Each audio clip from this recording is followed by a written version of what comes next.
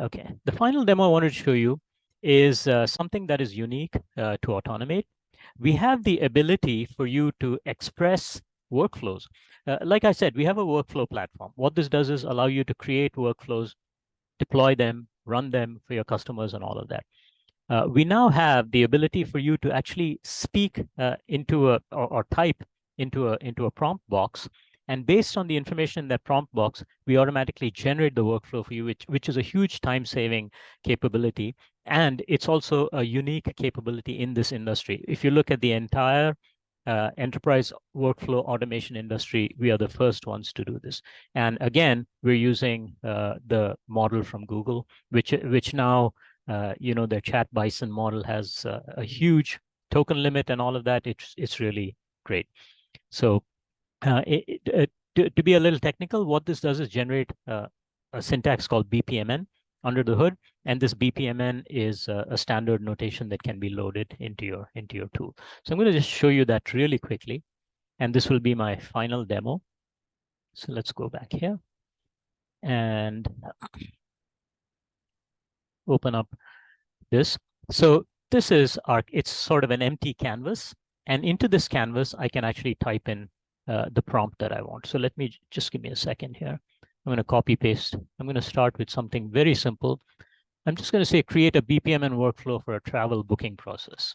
So this is not technically customer support, but I just wanted to show you this as an example. It says process should include steps for selecting destination, choosing the dates, and making payment.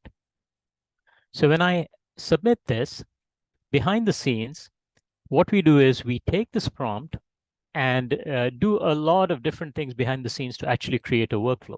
So now you'll notice that this has automatically created a workflow for you. And the purple blocks in the workflow are pieces where users have to actually provide input.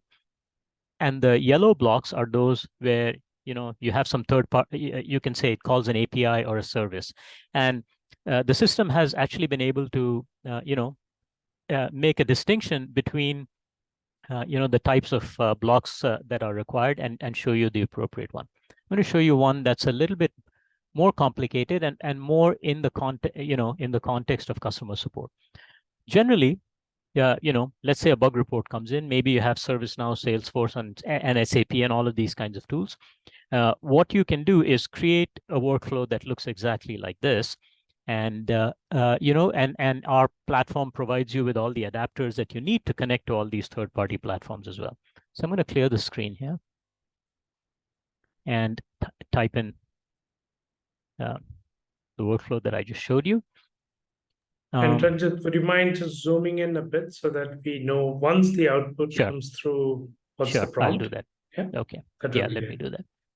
Yeah.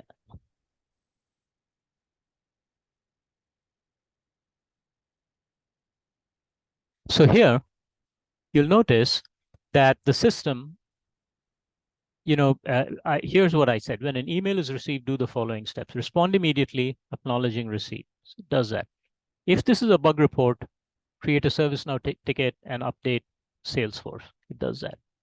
If the attachment is an invoice, create a new invoice in SAP, wait for 10 minutes, and then create a new task in Automate. Now, it's routed it a little differently than a human might have, but it's remembered to put a 10-minute timer to wait. It's remembered to put in these kinds of email receiving gateways. It's created these business logic branches, and it's created all the tasks that are required in this workflow.